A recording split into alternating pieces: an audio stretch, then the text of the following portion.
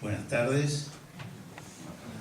Yo voy a retomar las palabras de Alejandro y digo que César es un atrevido al haberme pedido a mí que presentara su libro. Pero bueno, vamos a ver.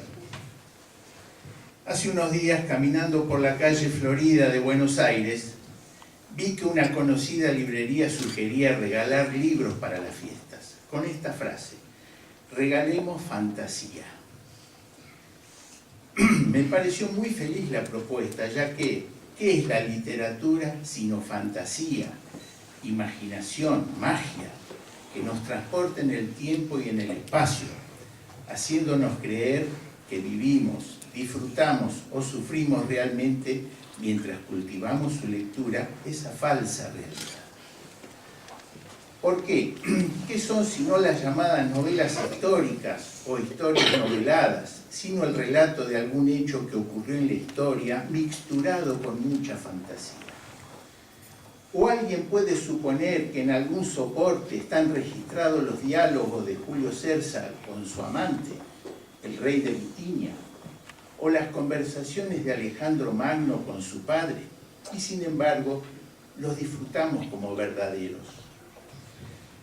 Con mayor dosis de irrealidad si nos referimos a las novelas de pura ficción, inclusive las mal llamadas novelas de ciencia ficción, término que para mí no deja de ser una velada descalificación de esa literatura, mezclan, a veces felizmente y otras no, una trama dramática con un entorno futurista.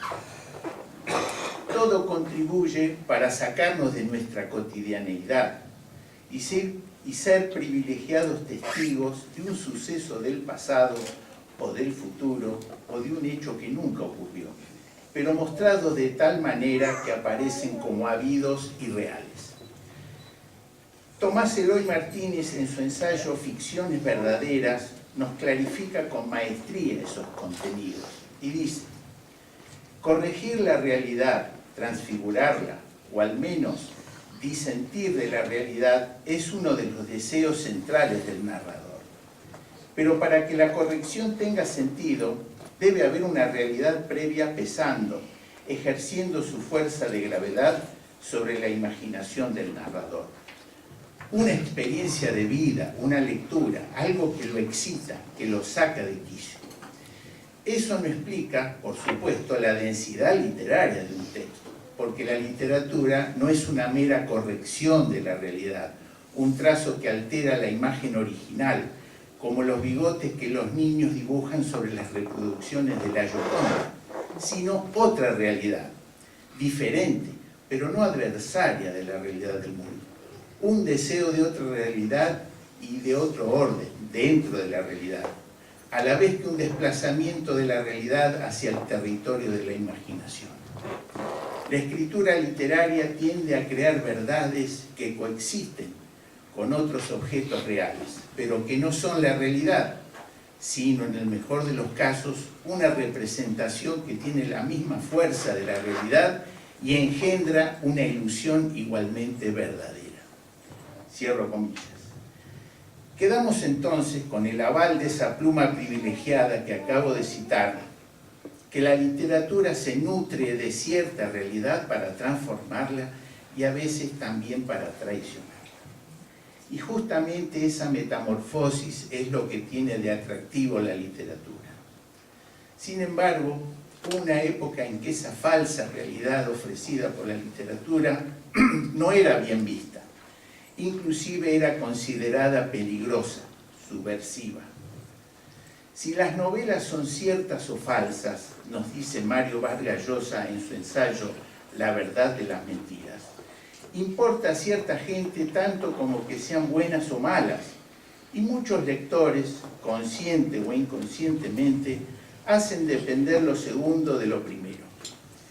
Los inquisidores españoles, por ejemplo, prohibieron que se publicaran o importaran novelas en las colonias hispanoamericanas, con el argumento de que esos libros disparatados y absurdos, es decir, mentirosos, podían ser perjudiciales para la salud espiritual de los indios. Por esta razón, los hispanoamericanos solo leyeron ficciones de contrabando durante 300 años, y la primera novela que, con tal nombre, se publicó en América Española, apareció solo después de la independencia. Al prohibir no unas obras determinadas, sino un género literario en abstracto, el Santo Oficio estableció algo que a sus ojos era una ley sin excepciones: que las novelas siempre mienten, que todas ellas ofrecen una visión falaz de la vida. Hace años escribí, sigue diciendo Vargas Llosa, un trabajo ridiculizando a esos arbitrarios, capaces de una generalización semejante. Ahora pienso que los inquisidores españoles fueron acaso los primeros en entender, antes que los críticos y que los propios novelistas, la naturaleza de la ficción y sus propensiones sediciosas. Sigo con la verdad de las mentiras.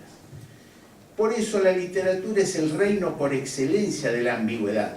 Sus verdades son siempre subjetivas, verdades a medias, relativas, verdades literarias que con frecuencia constituyen inexactitudes flagrantes o mentiras históricas. Aunque la cinematográfica batalla de Waterloo, que aparece en Los Miserables, nos exalte, sabemos que esa fue una contienda que libró y ganó Víctor Hugo, y no la que perdió Napoleón. O para citar un clásico valenciano medieval, la conquista de Inglaterra por los árabes, que describe el Tirán lo Blanc, es totalmente convincente, y nadie se atrevería a negarle verosimilitud con el mezquino argumento de que en la historia real jamás un ejército árabe atravesó el Canal de la Mancha. Los hombres no viven solo de verdades, también les hacen falta las mentiras, las que inventan libremente, no las que les imponen, las que se presentan como lo que son, no las contrabandeadas con el ropaje de la historia. La ficción enriquece su existencia, la completa y transitoriamente los compensa de esa trágica condición que es la nuestra, la de desear y soñar siempre más de lo que podemos realmente alcanzar. Por eso, lo que somos como individuos y lo que quisimos ser y no pudimos serlo de verdad, debimos por lo tanto serlo fantaseando e inventando nuestra historia secreta. Solo la literatura lo sabe contar. Por eso escribió Balzac que la ficción era la historia privada de las naciones. Hasta aquí Vargas Llosa. Y bien, ¿a qué viene toda esta introducción y estas citas? Lo hice con la modesta intención, primero, de subrayar que la literatura se nutre tradicionalmente de buenos artilugios e inocuas falsedades. Y luego, enlazando con aquel eslogan del principio, contextualizar lo que César Mattiossi nos propone ahora con su nuevo libro, Racura, desapariciones en el lago Nahuelhuapi. Es decir, retomar esa buena tradición y regalarnos mucha fantasía. Fantasía y algunas extrañezas que sorprenderán a ustedes a través de su lectura. En el año 1923, un periodista de San Carlos de Bariloche desaparece misteriosamente sin conocerse la causa ni los eventuales culpables de esa desaparición. Muchos años después, junio de 2017, un Nobel colega de la ciudad de La Plata, al leer esa reseña histórica, se siente impulsado a visitar aquella ciudad patagónica e iniciar su propia investigación de lo ocurrido. En el relato de las dramáticas y peligrosas aventuras que se suceden, encontrarán ustedes la descripción de lugares de nuestra ciudad, muy conocidos por todos nosotros, pero que ya no son, en la novela, locaciones de disfrute y relax.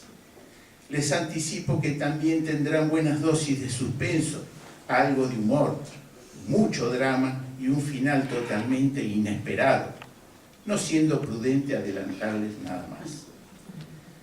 Por último, toda obra de ficción, ya sea una novela, un film o una obra de teatro, requiere de una sabia y yo diría única manera de afrontarla con provecho.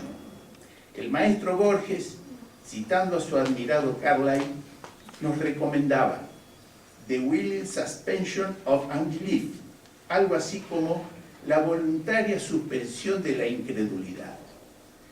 Entonces, cuando reciban un ejemplar de Rakura, Desapariciones en el lago Nahuel Huapi, les sugiero aceptar la recomendación de Borges y luego de suspender voluntaria y momentáneamente vuestra habitual incredulidad, disfrutar de la lectura de esta nueva obra de César Amílcar Mattiossi, agradeciéndole su regalo de fantasías.